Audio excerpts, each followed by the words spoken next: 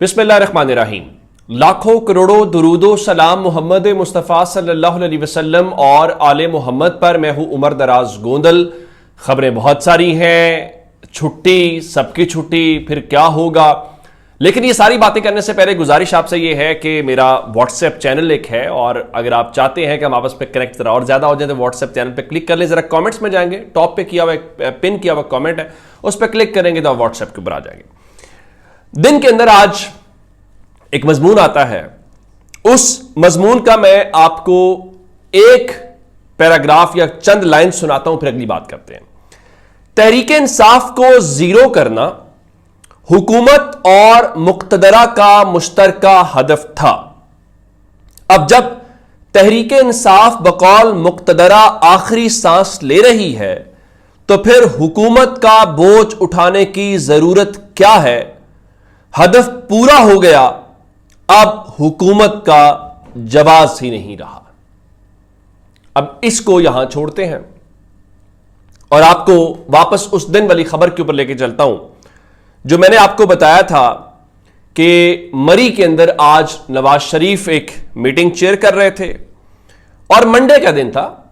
Monday کو کوئی وجہ سمجھ نہیں آتی کہ شہباز شریف اسلام آباد سے، مریم نواز شریف لاہور سے، اور باقی جو ان کی ٹیم کے وزراء ہیں شہباز شریف کے، وہ بھی اسلام آباد کو چھوڑیں، جس میں اسحاق ڈار نائب وزیر اعظم موجود تھے، اور اس کے علاوہ خواجہ آصف موجود تھے۔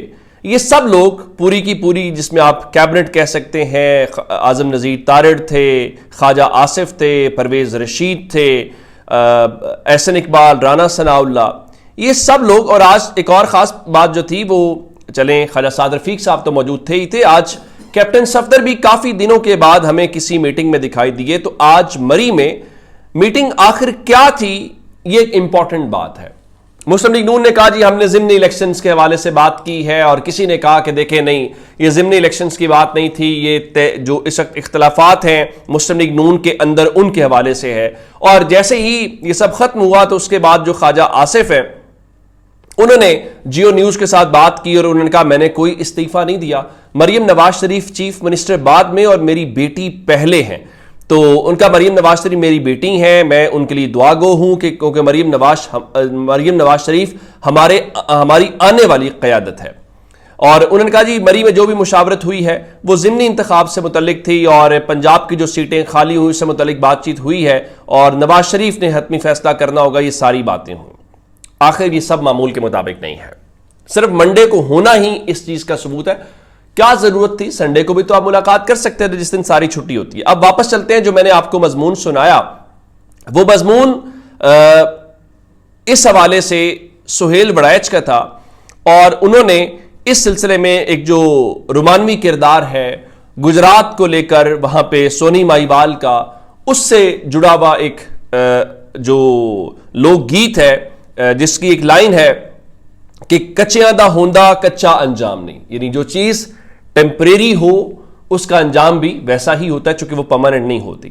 اچھا، اس ساری صورتحال کے دوران آج انہوں نے بتایا یہ ہے کہ جناب دیکھیں ہوا کیا تھا، واپس چلے جائیں، اور انہوں نے جنرل ضیاء کے حوالے سے بات کی کہ اس وقت بھٹو کو پھانسی دے کر جنرل ضیاء نے قومی اتحاد کی چھٹی کروا دی تھی، اور جب تک بھٹو کو رخصت نہیں کیا گیا تھا قومی اتحاد اور جنرل ضیاء اتحادی تھے۔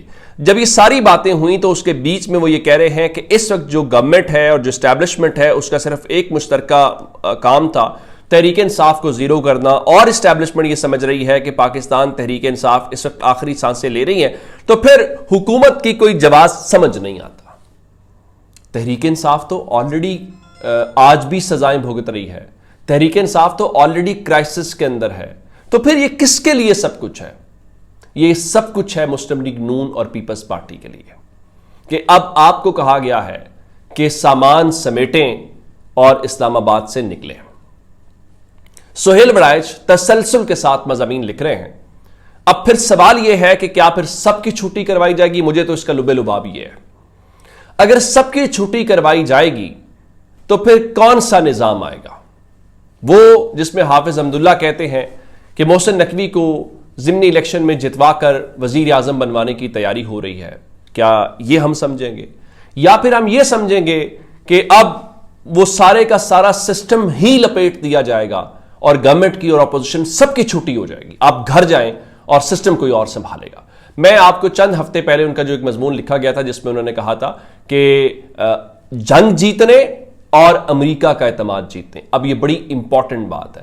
پاکستان جب بھی امریکہ کے قریب ہوا ہے تو کچھ اس میں سے ضرور نکلا ہے. آج کی ایک خبر اور ہے جو امریکہ کا اسٹیٹ ڈپارٹمنٹ ہے ان کی جانب سے 11 اگست کی تاریخ کے اندر ایک اعلامیہ جاری کیا گیا ہے اور اس اعلامیے کے اندر یہ کہا گیا ہے کہ جو امریکی اسٹیٹ ڈپارٹمنٹ ہے وہ جو بلوچستان لبریشن آرمی ہے یعنی BLA جس کو پاکستان آلریڈی کالعدم قرار دے چکا ہے دہشت گرد, اور اس کے علاوہ جو ان کی ایک اور آگے ذیلی تنظیم ہے مجید بریگیڈ, ان دونوں کو آج امریکہ نے ایک باقاعدہ طور کے اوپر جو اسپیشلی ڈیزگنیٹڈ عالمی دہشت گردوں کی تنظیمیں ہیں وہ قرار دے دیا ہے. اور اس کے ساتھ انہوں نے یہ بھی بتایا کہ ہم نے 2019 کے اندر جو ہے وہ BLA کو دہشت گرد قرار دیا تھا, اور چونکہ اب جو مجید بریگیڈ ہے اس نے مختلف اٹیکس کی بات کی, جعفر ایکسپریس والے واقعے کی بات کی ہے, اور انہوں نے اس میں کہا ہے کہ اب وہ جو ہے ان کو دہشت گرد تنظیم قرار دیا گیا. اب اس کی ایک وجہ یہ بھی ہے کہ امریکہ چونکہ منرلز کو لے کر بہت انٹرسٹڈ ہے, اور جب منرلز کی بات کرتے ہیں, معدنیات کی بات کرتے ہیں, تو پھر آپ بلوچستان کو نظر انداز نہیں کر سکتے, اور جب بلوچستان کی بات کرتے ہیں تو پھر وہاں پر BLA اور یہ ساری دہشت گرد تنظیمیں ہمیں دکھائی دیتی ہیں. تو اب سوال یہ ہے کہ جو اس وقت امریکہ کے ساتھ ہمارے بہت کلوز ریلیشنز بن رہے ہیں یا یوں امریکہ ہمارے اوپر واری نیاری جا رہا ہے, اس میں سے کیا ہوگا جب امریکہ کو پاکستان کے اندر کوئی یا اس کے آس پاس کچھ ضرورت ہوئی ہے تو اس میں ایک چیز ضرور ہوئی ہے کہ پاکستان کے اندر سسٹم کو لپیٹ دیا گیا. میں اس کی مثالیں یہ دینا چاہتا ہوں.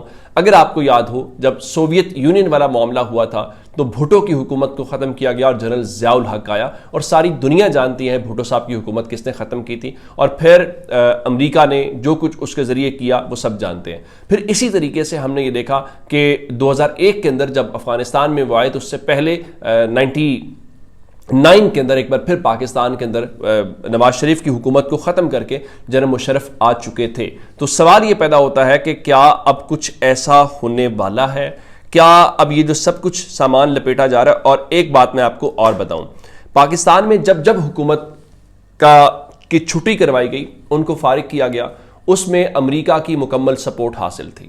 اور اس کی وجہ کیا ہے؟ ہم یہ سمجھتے ہیں کہ امریکہ کا مفاد جمہوریت ہے, امریکہ کا مفاد انسانی حقوق ہے. نہیں, امریکہ کا مفاد امریکی مفادات ہے, امریکی نیشنل انٹرسٹ ہے, ان کا قومی مفاد ہے. اور پاکستان کے اندر جب نان الیکٹڈ گورنمنٹ ہوتی ہے, وہ گورنمنٹ جس کو ہم امریت کہتے ہیں, یا چلیں لولی لنگڑی اپاہج فلاس سے بھری ہوئی جمہوریت نہیں ہوتی, تو ان کے لیے بہت زیادہ آسان ہو جاتا ہے ان کو ڈیل کرنے کے لیے.